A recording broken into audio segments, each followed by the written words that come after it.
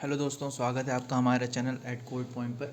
इसमें मैं आपके लिए आज के यानी कि 13 जनवरी के टॉप 10 करंट अफेयर्स लेके आया हूँ, जो कि किसी भी एग्ज़ाम में, किसी भी गवर्नमेंट एग्ज़ाम में जो भी आप दोगे उसके लिए बहुत ही हेल्पफुल होने वाले हैं। तो हाँ, और इसके साथ ही साथ मैं एक तो करंट अफेयर्स भी लेके आया हूँ, और इस सेशन में मैं आपको जो भी उससे रिलेटेड जो है स्टैटिक जीके का पार्ट होगा वो भी मैं आपको कवर कराता चलूँगा, जिससे आपके एग्ज़ाम में क्या कहते हैं कि जो आपका स्टैटिक जीके का पोर्शन है वो भी कवर होता चलेगा। तो ज़्यादा टाइम ना वेस्ट करते हुए हम सीधे क्वेश्चंस पे आते हैं। तो पहला क्वेश्चन हमारा ये कहता है कि which of the following has notified comprehensive regulatory standard for basmati rice for the first time in January 2023। यानी कि इनमें से कौन सा ऐसा रेगुलेटरी बॉडी है या फिर कौन सी ऐसी ऑर्गेनाइजेशन है जिसने जनवरी 2023 में पहली बार बासमती चावल के लिए रेगुलेटरी स्टैंडर्ड्स यानी कि व्यापक नियामक मानकों को अधिसूचित किया है। तो जिसमें आपका पहला ऑप्शन दिया हुआ है एफसीआई, दूसरा दिया हुआ है बीआईएस, तीसरा दिया हुआ है नाबार्ड, चौथा दिया हुआ है एफडब्ल्यूएसएआई। तो इसमें आपका जो करेक्ट आंसर है वो है एफडब्ल्यूएसएआई। और हाँ, तो एफडब्ल्यूएसएआई इसका आपका करेक्ट आंसर है, और इसका फुल फॉर्म बहुत ही इंपॉर्टेंट है। तो फुल फॉर्म ये कहता है कि food safety and standards authority of India, यानी कि एफडब्ल्यूएसआई का फुल फॉर्म क्या है, तो वो है food safety and standards authority of India. तो दोस्तों, फुल फॉर्म आपको याद करना बहुत इंपॉर्टेंट है, क्योंकि किसी भी एग्ज़ाम में आपसे पूछ सकता है कि एस जो है उसका क्या टर्म होगा, या फिर आई का क्या होगा, एफ़ का क्या होगा। इस तरह के 4-5 आपको ऑप्शन रहेंगे, उसमें आपको सही वाला ढूंढ के बताना पड़ेगा। तो इसलिए आपको याद होना बहुत इंपॉर्टेंट है। तो इसीलिए एफडब्ल्यूएसएआई का जो फुल फॉर्म है वो है food safety and standards authority of India. अब इन्होंने क्या किया, क्यों ये स्टैंडर्ड्स लाने की ज़रूरत पड़ी, इस पे बात कर लेते हैं। तो जो जैसा कि हम जानते हैं, बासमती राइस जो है वो बहुत ही, उसके अंदर एक नेचुरल फ्रेगरेंस होती है, उसके अंदर एक प्राकृतिक विशेष प्रकार की जो सुगंध है वो होती है। और मार्केट जो हम सभी ने देखा होगा बासमती राइस, तो उसमें सुगंध तो होती है, लेकिन मार्केट में काफ़ी सारे ऐसे इस टाइप के भी जो है बासमती राइस अवेलेबल हैं जिनमें कलर होता है, आर्टिफिशियल कलर होता है। तो एफडब्ल्यूएसएआई ने ये कहा कि प्राकृतिक जो सुगंध है वो तो उसमें होनी ही चाहिए विशेष प्रकार की, लेकिन जो ये कृत्रिम रंग से मुक्त होने चाहिए, यानी कि जो भी आर्टिफिशियल कलरिंग है उससे ये फ्री होने चाहिए, तभी ये बासमती राइस की कैटेगरी में आएंगे, अदरवाइज़ नहीं आएंगे। तो हाँ, तो अब बात कर लें, तो इसीलिए आपका जो है बासमती राइस जो है वो तभी उस कैटेगरी में आएगा जब वो आर्टिफिशियल कलरिंग से जो है फ्री रहेगा। अब बात कर लेते हैं बासमती चावल होते क्या हैं। तो बासमती चावल आपने भी देखा होगा, हमने भी देखा होगा, हमारे घरों में भी यूज़ होता है। तो इसमें आपका क्या कहते हैं, एक बहुत ही प्रीमियम क्वालिटी का राइस होता है, जो कि हाँ, अब ये कहाँ पे उगाए जाते हैं, कहाँ पे इनकी क्या कहते हैं कि कहाँ पे इनका कल्टीवेशन होता है। तो ये आपका जो हिमालयन फुटहिल्स, यानी कि जो हिमालय की तलहटी, यानी कि जो नीचे का पार्ट है, उसमें क्या कहते हैं कि इंडियन सब कॉन्टिनेंट। हाँ, अब हिमालय कहाँ पे, हिमालय आप जानते हैं इंडियन सब कॉन्टिनेंट में। तो इंडियन सब कॉन्टिनेंट में जो हिमालय है उसके जो फुटहिल्स हैं, यानी कि उसकी जो तलहटी है, उसमें ये बासमती राइस उगाए जाते हैं। अब ये जो स्टैंडर्ड्स हैं कब से रेगुलेट होंगे, कब से लागू होंगे, तो ये आपका 1 अगस्त 2023 से लागू होंगे। अब हम ये भी बात कर लेते हैं एफडब्ल्यूएसएआई से जुड़े हुए जो भी इंपॉर्टेंट स्टैटिक पार्ट है वो कवर कर लेते हैं। तो इसका हेडक्वार्टर कहाँ पे, इसका हेडक्वार्टर न्यू दिल्ली में है। फाउंड कब हुआ, तो ये आपका सितंबर 2008 में फाउंड हुआ। इस्टेब्लिश अंडर किस मिनिस्ट्री, ये किस मिनिस्ट्री के अंडर में आता है, ministry of health and family welfare के अंडर में आता है। हम नेक्स्ट क्वेश्चन पे आते हैं। तो नेक्स्ट क्वेश्चन में ये कहा है कि इन January 2023 which state entered the Guinness Book of World Records by taking 4500 penalty kicks in 12 hours। यानी कि महज 12 घंटे में, जनवरी 2023 में महज 12 घंटे में कौन सा ऐसा स्टेट है जिसने 4500 पेनाल्टी किक लेकर Guinness book of world record में नाम दर्ज कराया। तो जिसमें आपको ऑप्शन दिए हुए हैं, पहला ऑप्शन आपका क्या कहते हैं केरला है, दूसरा गुजरात है, तीसरा पंजाब है, और चौथा कर्नाटका है। तो इसका जो सही आंसर है वो आपका केरला है।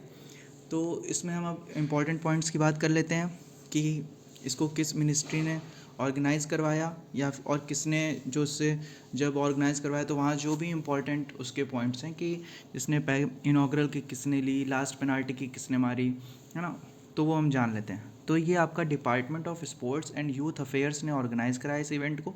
और कहाँ ऑर्गेनाइज़ कराया? तो केरला के मंजेरी में ऑर्गेनाइज़ कराया। तो ये आपसे पूछ सकता है कि कहाँ पे ऑर्गेनाइज़ कराया, तो आपको केरला के मंजेरी, हो सकता है आपको स्टेट का नाम ना दे, वो केरला की 2-3 डिस्ट्रिक्ट का नाम दे दे, तो उसमें आपको पता होना चाहिए कि केरला के मंजेरी में ऑर्गेनाइज़ कराया। और किस डिपार्टमेंट ने ऑर्गेनाइज़ कराया? तो department of sports and youth affairs ने।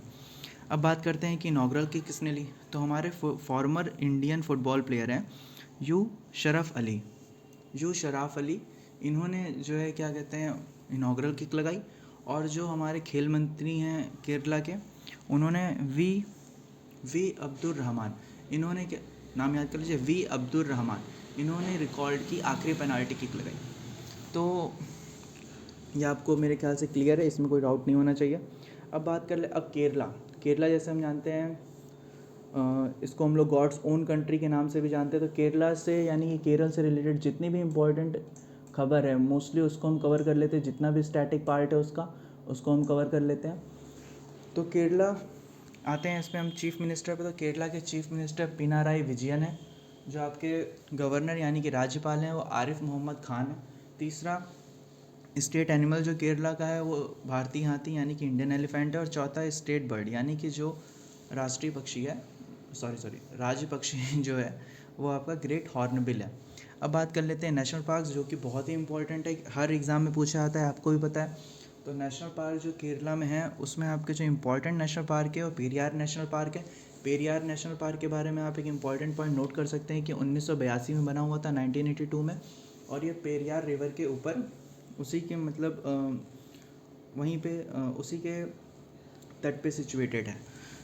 देन आता है इराविकुलम नेशनल पार्क, फिर आता है साइलेंट वैली नेशनल पार्क, फिर आपका है मथिकेतन शोला नेशनल पार्क, फिर है अनामुडी शोला नेशनल पार्क, फिर सिक्स्थ है पंपाडुम शोला नेशनल पार्क। तो ये आपके 6 नेशनल पार्क है जो कि केरला से बहुत ही इंपॉर्टेंट, जिसमें आपका पेरियार, इराविकुलम और साइलेंट वैली ये बहुत ही इंपॉर्टेंट है। तो इसमें अब हम नेक्स्ट पे आ जाते हैं, हम डैम्स के बारे में बात कर लेते हैं जो केरला में। तो उसमें आपका इडुक्की डैम जो कि पेरियार रिवर पे है, और मुल्ला पेरियार मेसनरी ग्रेविटी डैम ये भी आपके पेरियार रिवर पे, ये दोनों ही डैम बहुत ही इंपॉर्टेंट है केरला से। तो ये भी आपसे एग्ज़ाम में पूछा आ सकता है। तो हाँ, पेरियार रिवर की बात कर लेते हैं। तो ये एक वेस्ट फ्लोइंग नदी है जो कि अरब सागर में जाके गिरती है। ये भी एक इम्पॉर्टेंट पॉइंट है, ये भी आप नोट कर सकते हैं। अब हम आते हैं नेक्स्ट क्वेश्चन पे।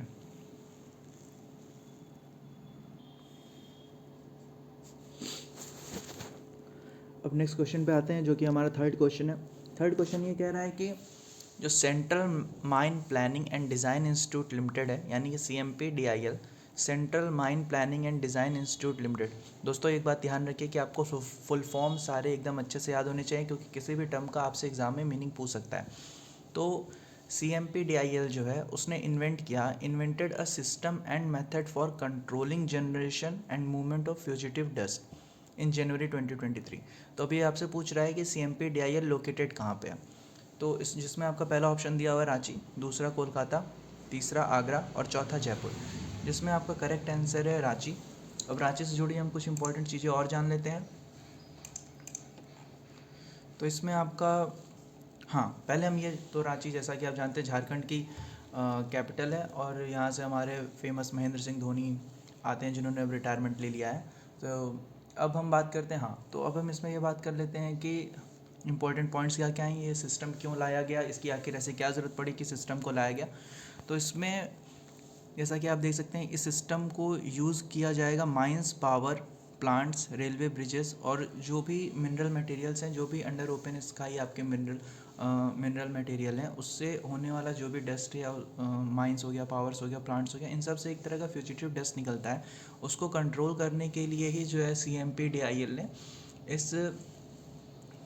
इस क्या कहते हैं, हाँ, इस जो सिस्टम है, system and method for controlling generation and movement of fugitive dust, इसको ये लेके आए, इसको इन्वेंट किया। यह भी आपसे पूछ सकता है कि CMPDIL ने किस मेथड को इन्वेंट किया, तो ये आपको पता होना चाहिए, system and method for controlling generation and movement of fugitive dust. हाँ, फिर अब इसका और क्या था, जैसे मैंने आपको बता दिया। सेकंड पॉइंट है to reduce dust generation from open sources. Open sources से जो भी डस्ट है वो जो जनरेट हो रहा है उसको रिड्यूस करने के लिए, और जिससे आपका एयर पॉल्यूशन भी, जो आपके कोल माइनिंग या उससे अलाइड जो भी एक्टिविटीज़ हैं उनसे होने वाला एयर पॉल्यूशन भी प्रिवेंट होगा। अब बात करते हैं, अब हम अपने फोर्थ क्वेश्चन पे आते हैं। अब शरद यादव, काफ़ी सारे लोग इस नाम से परिचित होंगे, जो नहीं है तो मैं आपको बताऊंगा ही कि ये कौन थे, क्या था इनका। तो Sharad Yadav passed away at the age of 75। ये भी हाल ही में 12 जनवरी 2023 को, यानी कि कल ही इनकी मृत्यु हुई। और he was related to which of the following fields. ये आपसे पूछा है किस फील्ड से थे। तो पहला ऑप्शन आपका दिया हुआ है एक्टिंग, दूसरा पॉलिटिक्स, तीसरा लॉ और चौथा क्रिकेट। तो इसका सही आंसर है पॉलिटिक्स। ये आपके पॉलिटिक्स फील्ड से थे, और इनसे जुड़े हुए इंपॉर्टेंट पॉइंट्स ये है कि ये फॉर्मर यूनियन मिनिस्टर रह चुके हैं और ये लीडर थे जनता दल आरजेडी के। फिर सेकंड पॉइंट ये कि हाँ, ये यूपी के बदाऊं पार्लियामेंट्री सीट से 1989 में इलेक्ट हुए। देन इन्होंने यूनियन मिनिस्टर के रूप में भी सर्व किया। तो इन्होंने civil aviation, consumer affairs, food, इन सब में यूनियन मिनिस्टर के तौर पे इन्होंने काम किया, और ये 1999 से 2004 तक ये उस पर कार्यरत रहे। अब बात एक और पॉइंट है फोर्थ में, ये बिहार के माधेपुरा लोकसभा कॉन्स्टिट्यूंसी से भी ये इलेक्टेड रहे, जो कि 1991, 96, 1999, 2009 में वहाँ से इलेक्ट हुए। अब बात कर लेते हैं अगले क्वेश्चन पे, हम अपने अगले क्वेश्चन पे आते हैं। तो अगला क्वेश्चन हमारा ये कहता है Constantine passed away in January 2023 और he was the former king of which country. यानी कि ये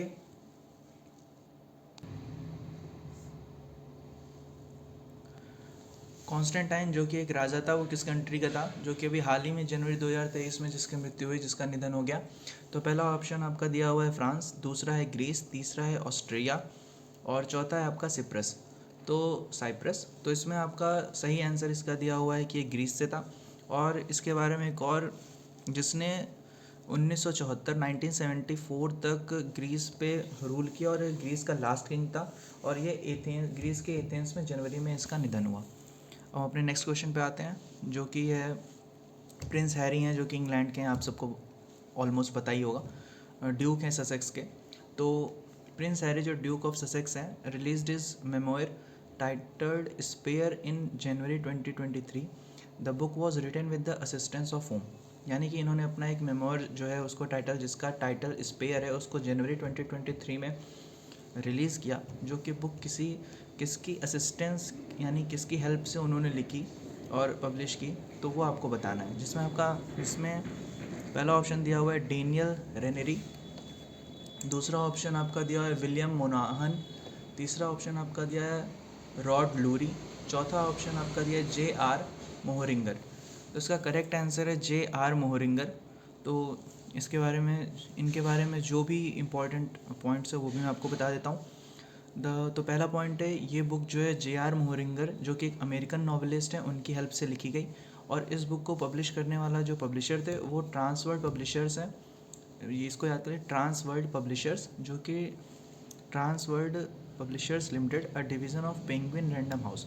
और जो भी इनका मेमोयर है उससे जो भी क्या कहते हैं इनको फाइनेंशियल प्रॉफिट होगा, कुछ भी होगा, फाइनेंशियल प्रॉफिट होगा, तो वो इनका जो है, इन्होंने कहा कि ये ब्रिटिश चैरिटी को सपोर्ट करने के लिए, यानी कि ब्रिटिश चैरिटी में ये जाएगा। अब बात कर लेते हैं हम अपने अगले क्वेश्चन, 7th क्वेश्चन पे आते हैं। तो इस क्वेश्चन में ये दिया हुआ है कि which country announced adopting Punjabi as the newest language for its school students in January 2022।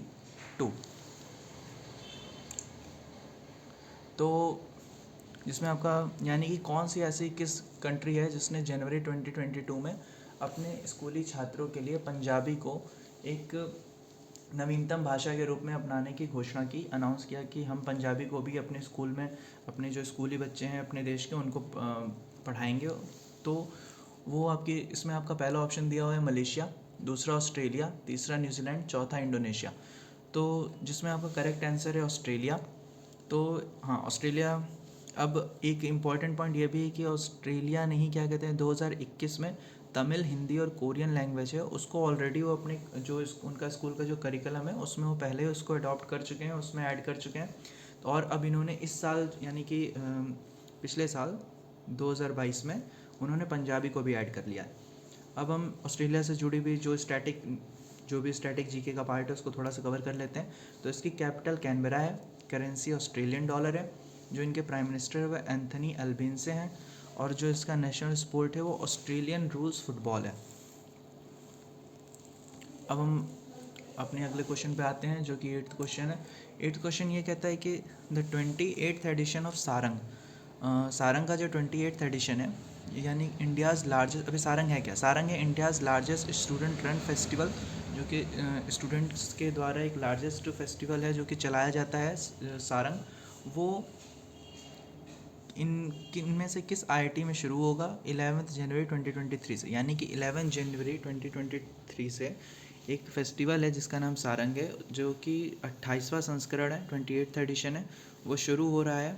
तो वो किस आईआईटी में शुरू होगा? तो पहला ऑप्शन आपका दिया हुआ है आईआईटी मद्रास, दूसरा आपका दिया हुआ है आईआईटी बॉम्बे, तीसरा दिया हुआ है आईआईटी दिल्ली, चौथा दिया हुआ है आईआईटी कानपुर। तो इसका करेक्ट आंसर है आईआईटी मद्रास। अब हम सारंग से जुड़े हुए कुछ इंपॉर्टेंट पॉइंट्स को भी देख लेते हैं। तो इसमें जो सारंग 2023 है, ये आपका क्या कहते हैं, करीबन 500, इसमें 500, इसमें जो भी इंडिया के अराउंड 500 कॉलेजेस हैं जो कि पार्टिसिपेट करेंगे, और जिसमें 100 से ज़्यादा जो है इवेंट्स होंगे। अब ये सारंग जो है ये इंडिया का एक क्वेश्चन में दिया हुआ है one of the largest student run festival. तो ये one of the largest student run festival है इन फिजिकल मोड, यानी कि physical mode in the sense वहाँ पे कहीं पे कोई भी इवेंट अगर ऑर्गेनाइज करा रहे हैं तो वो फिज़िकली जहाँ पे लोग जा सकते हैं उसको फिजिकल मोड में इवेंट ऑर्गेनाइज कराना कहते हैं। तो ये वैसा फिजिकल मोड में one of the largest student run festival है इंडिया का। अब हाँ, इसके बारे में ये भी है कि यहाँ पे अराउंड 80,000 से अधिक लोगों के आने की उम्मीद है, और it will be held till 15 जनवरी 2023, यानी कि 15 जनवरी 2023 तक आयोजित किया जाएगा। अब इसकी थीम जान लेते हैं। थीम इसकी मिस्टिक ह्यूज़ है। अब हम अगले क्वेश्चन पे आते हैं। अगला क्वेश्चन हमारा 9th क्वेश्चन है। ये कहता है कि hockey India has launched a new metaverse product, hockeyverse, for live broadcasting of the men's world cup in fill in the blanks from January 13 to 29, 2023। पहला ऑप्शन आपका दिया हुआ है भुवनेश्वर एंड कटक, दूसरा ऑप्शन आपका दिया हुआ है संबलपुर एंड राउरकेला, तीसरा ऑप्शन आपका दिया हुआ है भुवनेश्वर एंड राउरकेला, चौथा ऑप्शन आपका दिया हुआ है संबलपुर एंड कटक। तो इसमें आपका जो करेक्ट आंसर है वो है भुवनेश्वर एंड राउरकेला। अब हम जान लेते हैं कि हॉकीवर्स, जैसा कि मेटावर्स आपने सभी ने सुना होगा, मेटावर्स एक ऐसी जगह है जहाँ पे रियल लाइफ से जुड़ी हुई जो चीज़ें होती हैं, यानी कि रियल लाइफ में हम जिन चीज़ों का अनुभव कर रहे हैं, जिन चीज़ों को फील कर रहे हैं, उसको हम जाके हम मेटावर्स में भी वैसी ही इन्वायरमेंट को क्रिएट करके हम वहाँ पे भी जाके वो चीज़ फील कर सकते हैं। तो उसी के तर्ज पर क्या कहते हैं, हॉकीवर्स भी लॉन्च किया गया है, जो कि एक नया मेटावर्स प्रोडक्ट है। इसको हॉकीवर्स लॉन्च किया है हॉकी इंडिया ने, ताकि जो है जो हमारे यहाँ मेंस वर्ल्ड कप होने वाला है 2023, यानी कि, और ये भी बहुत इंपॉर्टेंट करंट अफेयर्स इसमें से एक और निकलता है कि हॉकी मेंस वर्ल्ड कप कहाँ पे होने वाला है। तो वो आपका क्या कहते हैं कि इंडिया में होने वाला है। तो इसी के लिए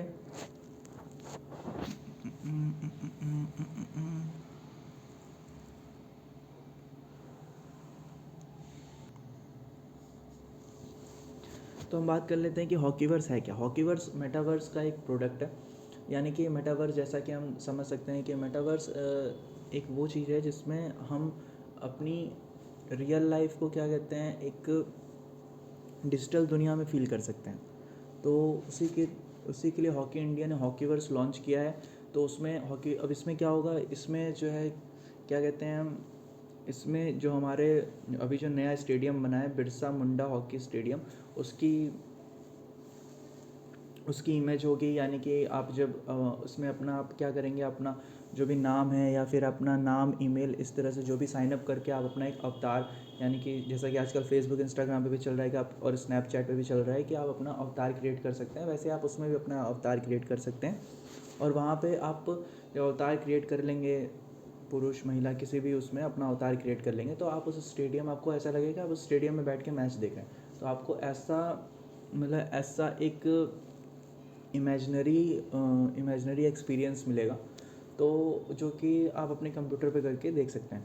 अब उसमें क्या कहते हैं, इसमें आपको फ़ोटो बूथ की भी सुविधा मिलेगी, जहाँ पे आप खिलाड़ियों के साथ सेल्फी ले सकते हैं। ट्रॉफी रूम भी है, टीम रूम भी है। तो मतलब इन्होंने हॉकीवर्स में आपको एक बहुत ही बेहतरीन इमेजनरी एक्सपीरियंस देने के लिए इस हॉकीवर्स को क्रिएट किया है। जिससे कि क्या होगा कि जो हॉकी, हमारे देश में हॉकी की क्या स्थिति है आपको पता ही, इतना पॉपुलर नहीं है जितना कि क्रिकेट है। तो उसी की पॉपुलैरिटी को बढ़ाने के लिए क्या कहते हैं कि हॉकी इंडिया है उसने कदम उठाया है। तो अब हम नेक्स्ट क्वेश्चन पे आते हैं। हमारा नेक्स्ट यानी कि आखिरी क्वेश्चन आखिरी क्वेश्चन ये कहता है कि when will Lohri be celebrated in 2023, यानी कि जो लोहड़ी का जो त्यौहार है वो 2023 में कब सेलिब्रेट किया जाएगा।